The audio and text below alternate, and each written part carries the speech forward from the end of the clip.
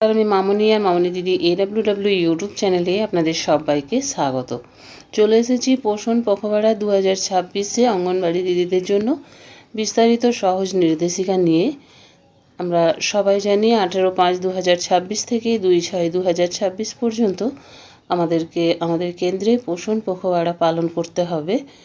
তো দিদিরা চলুন দেখে নিই কোন তারিখে আমরা কি বিষয়ের ওপর পোষণ পখবাড়া পালন করব। এখানে দেখুন 18/5/2026 তারিখের বিষয় থাকবে খেলাভিত্তিক শিক্ষা 3 থেকে 6 বছর ও মা শিশুর পুষ্টি নিয়ে। অঙ্গনবাড়ি দিদিদের কি করতে হবে? শিশুদের গোল হয়ে বসাতে হবে, একটি পাত্রে হলুদ গুলে হলুদের জল তৈরি করতে হবে, শিশুদের হাতে বা ব্রাশে হলুদের রং দিয়ে ছবি আঁকাতে হবে, হাতের ছাপ দিয়ে চার্ট সাজাতে হবে, আঁকা ছবি অঙ্গনবাড়ি কেন্দ্রের দেওয়ালে লাগাতে হবে এবং মায়েদের সাথে এই দিন ECCE ডে পালন করতে হবে। শিশুদের কি শেখাবেন? শিশুদের শেখাতে হবে হলুদ আমাদের শরীর ভালো রাখে, হাত ধুয়ে পরিষ্কারভাবে কাজ করতে হবে, খেলতে খেলতে শেখা সবচেয়ে ভালো শেখা। মায়েদেরকে কি বোঝাবেন এই দিন? শিশুর সাথে সময় কাটানো খুব জরুরি, শিশুকে মারধর না করে ভালোবাসা দিয়ে শেখাতে হবে। এছাড়াও এদিন হলুদের উপকারিতা নিয়ে আমাদেরকে বলতে হবে, যেমন হলুদ রোগ প্রতিরোধ ক্ষমতা বাড়ায়, ঠান্ডা কাশি কমাতে সাহায্য করে, হজম ভালো করে, আর কি করে? শরীর শক্তিশালী রাখে। আজকের এই প্রোগ্রামটির জন্য আমাদের কি সামগ্রী প্রয়োজন হবে? এখানে দেখুন চার্ট পেপার, হলুদ, জল, ব্রাশ এবং পুরনো খবরের কাগজ। এই ছিল 18/5/2026-এর পোষণ পখবাড়ার অ্যাক্টিভিটি। এরপরে 19/5/2026-এর পোষণ পখবাড়ার অ্যাক্টিভিটির বিষয় হচ্ছে সুস্থ জীবনযাপন। এখানে অঙ্গনবাড়ি দিদিরা কি করবেন? মায়েদের নিয়ে ছোট আলোচনা সভা করবেন, মোবাইল বেশি দেখার ক্ষতি বোঝাবেন এবং শিশুদের নিয়ে বাইরে খেলা দেখাবেন। গল্প বলা বা ছড়া শেখানোর কার্যক্রমও আমাদেরকে করতে হবে। কি বোঝাবো আমরা? বেশি স্ক্রিন টাইমের ক্ষতি, চোখের সমস্যা হয়, ঘুম কম হয়, রাগ ও জেদ বাড়ে এবং পড়াশোনায় মন কমে যায়। এই যে সমস্যা, এর বিকল্প কার্যক্রম আমাদেরকে কি করতে হবে? তার জন্য আমাদেরকে লুকোচুরি, বল খেলা, ছবি আঁকা, গল্প শোনা এবং পরিবারের সাথে খেলা, এগুলি হচ্ছে বিকল্প কার্যক্রম। মায়েদেরকে কি বলবো আমরা বা কি বলবেন? 2 বছরের কম শিশুকে মোবাইল না দেওয়াই ভালো, খাওয়ানোর সময় মোবাইল ব্যবহার করবেন না। এই ছিল 19 তারিখের অ্যাক্টিভিটি। 20/5/2026 তারিখের বিষয় কি থাকবে? বিষয় হচ্ছে আনন্দ ও অঙ্গন দিবস। এখানে অঙ্গনবাড়ি দিদিরা কি করবেন? শিশুদের দিয়ে গান গাওয়াবেন, সহজ যোগব্যায়াম করাবেন, হাততালি খেলা, লাফানো, দৌড় প্রতিযোগিতা করাবেন, শিশুদের উৎসাহ দেবেন।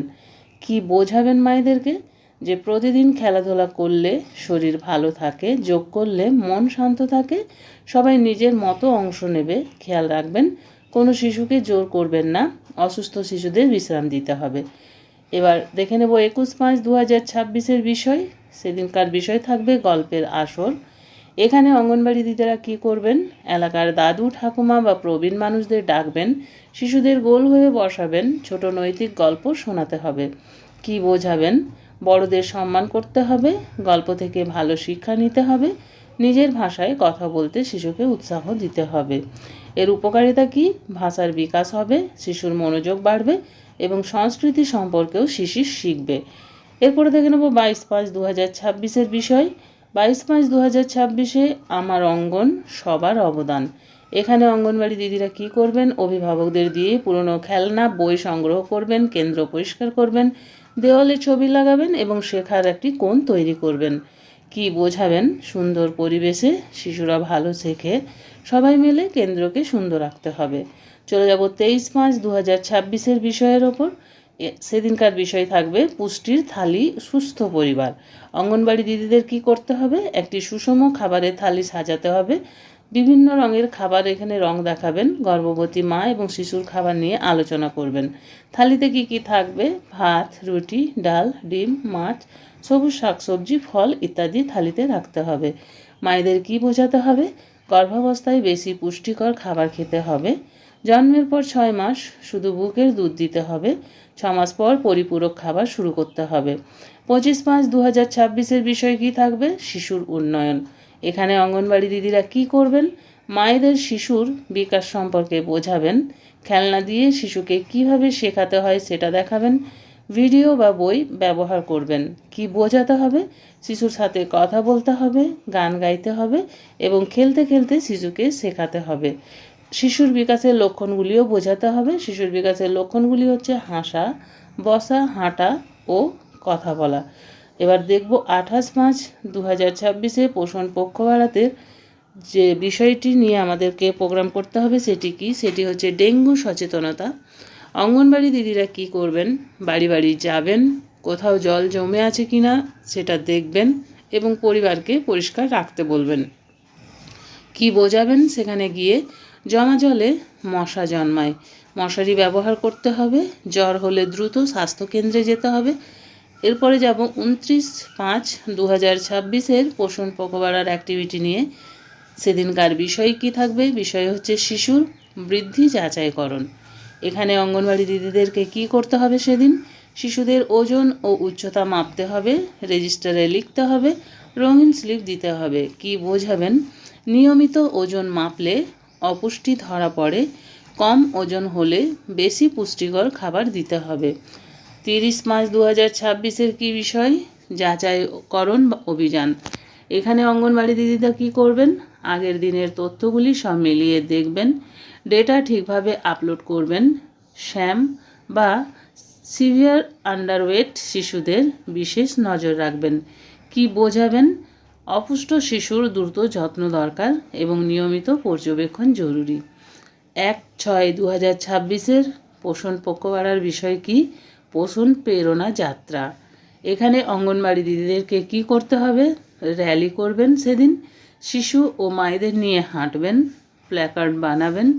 প্ল্যাকার্ডে লেখা যেতে পারে সুস্থ শিশু সুন্দর ভবিষ্যৎ, পুষ্টিকর খাবার খায় এবং প্রথম 1000 দিন খুব গুরুত্বপূর্ণ। সব শেষের দিন 2/6/2026-এর পোষণ পখবাড়ার বিষয় কি থাকবে?